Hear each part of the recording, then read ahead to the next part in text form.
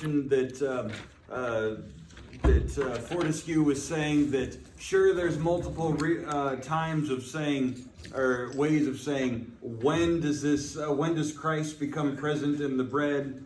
Some say it takes the whole time. Sometimes it says the elevation, and what he says, and I think this holds the most water, is that when it's that yes, the entirety of the canon of the Mass is what makes Christ present, but he is present, and since he is made fully present by the end, the moment he makes it present in each element is at the consecration.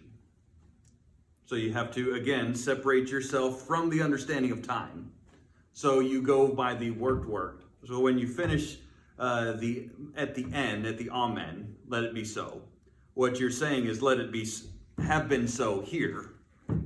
And it is, because Christ is not bound to time. Well, as a recipient, I don't ever really think about when. I think about it is. You're so Protestant. The Catholic mindset is how little of this can I get in before it's valid, so then I can leave. So as soon as they're out the door. Well, and that's goes back to the mindset of when people weren't receiving all the time. They were only receiving once a year, maybe. That's why they had to make a rule. Okay. Yeah. You have to receive once a year or you're not a Christian. Yeah, there's churches today that do it once a year. Yeah. So they say you have to do it then. All these other times, I know you're out living your life and you don't want to make yourself right, but for the good of your soul, make yourself right once at least. Then at some point they used to fine them too, didn't they, if they didn't come to church? Oh, really? Great. Yes. Yeah. In England. particularly in England. Right. Yeah. Oh, yeah, And because that's the other reason why they left off. no. See, the reason. Well, yeah. That's essentially how you know. Is okay. I've got the rolls here. You haven't been to receive communion. Oh, you must be one of those dirty Catholics or one of those pilgrims. Oh, we don't like them. So that's how you can tell. But the way the churches are broken down is that that the priest in the area is responsible for everyone, whether they're Christian or not, whether they come to church or not. Because it's an established religion, they assume that you are, so he is, and so it is his job to go through and knock on doors. Hence the term parish and parishioner. Territory. Yeah, there's I've not made this my habit in my tenure here. But in previous times, Dottie has told me of like Father, oh good Lord. Anyway, whose name just now escapes me, but Father Clapp. He would, if you missed, 2, 3 and away, he was at your door knocking on the door with communion. So either you're in need of this because you're on your deathbed, or you and I need to have a talk about your presence here. Oh, my parents, Roman Catholic priest, would send a letter to your mailbox saying you missed this Sunday. Where's your money? No, I'm serious. There's a priest that I was a former rector, Father Leatherberry. God bless him. He's got so many stories. He was an interesting character. Who was a Golden Glove boxer at some point in his life, and then when Bishop Davies wanted to switch them to the 79 prayer book. The story goes that he took his prayer book, put it on the table, and says, "Bishop, you come get it if you're man enough." Interesting fellow. Got the church firebombed, actually, because he was against desegregation. So, interesting fellow. Anyway, what was I Oh yes, he had a caricature drawn of him, and he had a penny, and he taped it to it because it said, "A penny for your thoughts." And you open it up, there's your penny. He says, "Here's your penny, now bring your thoughts to church." I like it. It's a very subtle way.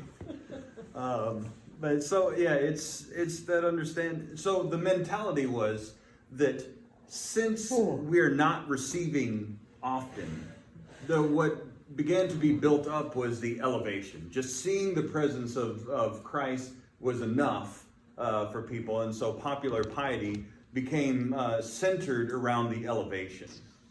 Because that's the part where you know it's Jesus. And so you'd have priests that would, more Protestant priests that would just kind of raise it up a little bit. And then they'd yell out for the back, "Raise them higher, we can't see them." And yeah, hold sir, hold up, heave it a little higher. So they'd have, because if that's the entirety of your spirituality, if you can't see it, then you've just denied me Christ. Or you could come to confession and come receive it yourself, but that's beside the point. I don't want to get into your life, apparently. And so that's how that became. So then if you've seen the host, then, okay, now I can go about my business. They rang bells so that to call people from outside to see it. People outside smoke, take a smoke break. They're like, ring the bells, ring the big bells. You're like, oh, gee, Jesus is here. You got to go in and see. Now now you have the rest of the consecration of the chalice. Okay, now I can go home for the day. Now that's how you beat the Baptist Alubies, is you only come for the consecration and then you leave. So this is how a lot of our piety around everything. Like Father and I say, when you raise the host up, you say, "My Lord and my God." It's taken on so much of the ceremony that is still as a kind of reflection to what is going on there. And it used to be that there was just nothing there. No genuflex, no elevation. It was just, in the 12th century, it was usual as to just lift as high as here, and to hold it thus while the words were spoken, and then to put it down. While the host was being consecrated, it was held high enough to be seen by the people. Gradually, the custom arose, holding it a little longer. So you'd hold it so that you would consecrate it like this, and I still do that, only I don't raise it up. I bend. And I know that notice that you do it with the chalice. You raise the chalice to yourself. And I bend Yeah, you forward. bend some. I Yeah. do both, right? Yeah, you do both. I'm tall, that's what happens. Exactly. Long torso. I go down, but then again, you've had a harder life than me. So John 12:21, "Sir," they said, "we would like to see Jesus." Yeah, I like that associated with the sacrament. I saw, and this was just a few days ago, I don't remember, now I'm gonna have to go back and look. So it's one of, I don't remember who it was, I think it's one of my classmates, or maybe somebody, I don't know, maybe one of your classmates. No, it's gotta be much older than that. There is a, actually, it is one of my classmates, but it's been there for probably decades. There's this brass with that engraved on it, a brass plate that is nailed right to the pulpit, Yeah. which I thought was wonderful. Yeah. I think that's fantastic. That's why we have the crucifix behind us normally. Yeah. Oh, there's many. I forget the practice where that became the practice, but it was the goal of the sermon is to show people Jesus. That's why it's there on the pulpit. I like it associated with the elevation. Yeah. Yeah. That's. When Mike was going to the school for deacons in California, he learned to make the bread for the communion over there. Yeah, and it's my dad used to make it. It still is bland. No. It's good. My dad used to make it. I'd put some butter on it. It's great to eat. I love it. However, it just scatters crumbs everywhere. They say it's crumbless. It still puts crumbs everywhere. And if you believe in the of the consecration that is the body of Jesus, now you got Jesus everywhere. Now you got to start putting your face to the ground and sucking up all the pieces of Jesus. It's much easier. The only way, and A vacuum cleaner set aside. little vacuum We don't cleaner. vacuum Jesus either. Yeah. Well, then you gotta like drink the vacuum. they Oh, that wouldn't be fun. he got it to where it actually had no crumbs. Yeah. Well, So- until you like intinct, oh God, it just falls apart. That's great if you're there's a thing that the Orthodox do, and it's a great thing. So your Eastern Orthodox churches, one, they take the bread and they actually re-crucify the bread, so it's really cool, and then they put it in the chalice, and then they pour the wine over it, and then you're spoon-fed Jesus. So and so that if you have a texture issue, I don't recommend it. But then afterward, they have blessed bread that they hand out to everyone who's been there, and then you can take that out to people who are impoverished and stuff like that. So that's a cool thing. But I don't know that I can get really behind the spoon-fed bread. It gives a whole different meaning. And- Because he The bread's says, delicious. you break the bread and then No, you they have do my that. body, my blood. It's like, Well, is it not you your can't body? decide between Is the not two. your body and blood commingled now? Yes. Yes, but Yeah. still, it's Yeah, they have an entirely different kind of theological process that built up to that. So I don't know that, but But visually, it doesn't. it doesn't even sound. Yeah. yeah, I I mean, think I don't know. Theologically, like I could get with that. Really? I don't love the idea because it is.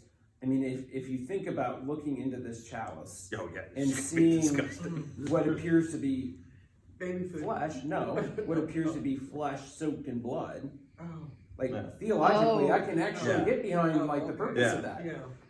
But Even I the thought still don't of agree it. with the spoon feeding. Yeah, the No, texture that's thing, what I I'm think I saying. would have more of a problem Right. with. Well, that's what I'm saying visually, spoon feeding it, it just doesn't. Yeah. That would give the whole new meaning of being fed with the silver spoon. Yeah, yeah, it's normally golden. Yeah, like a But they do. There's all sorts of cool stuff that I'll give it to the Orthodox. They really step up their theological, liturgical showmanship. Very hot Lots chocolate. of incense. Oh, Oh, see, yeah. they're You actually can't see anybody through Oh. the. actually the important thing in Orthodox incense use is not the smoke; it's the smell. Yeah, it's actually the don't- smell that's Yeah, I don't the mind the important smell part. of the incense. I don't either. When I wonder it's- why so you many can't people see don't like where you're the going. incense. Psychosomatic. You Why see, is you that? see smoke. You think I should cough. The best way to cure yourself of that is by adding a lot of it. Yeah, Then you just surely. get used to learning how to breathe through it. everybody My gets problem is sick. it sends me to an asthma attack. Yeah, and that's still psychosomatic because it's non-allergenic or allergenic. And so the best way is like at St. Michael's and St. Gabriel's and at Nashotah House, they just say this is a part of it. If you're feeling faint, sit down. Again, that's just what they tell you in. Get used to it, in other words. Well, that's what they tell you in Stop, Drop, and Roll. There's less smoke down here, so lower yourself. All right. Somebody's ringing. Yeah, that's me. Oh, That's my Oh, alarm. that's. Yeah, so there's less smoke down, so just lower yourself. And fixated on. I know. Yeah. You know, I in was the having early fun. Why days. don't we just in move the everybody in here? 50s and 60s, Right? We'll just continue. Roman Catholic priests were very free with incense. And so Oh, you'd yeah. be standing there and they didn't care if they just blew it in your, I mean, it Oh, was yeah, almost in your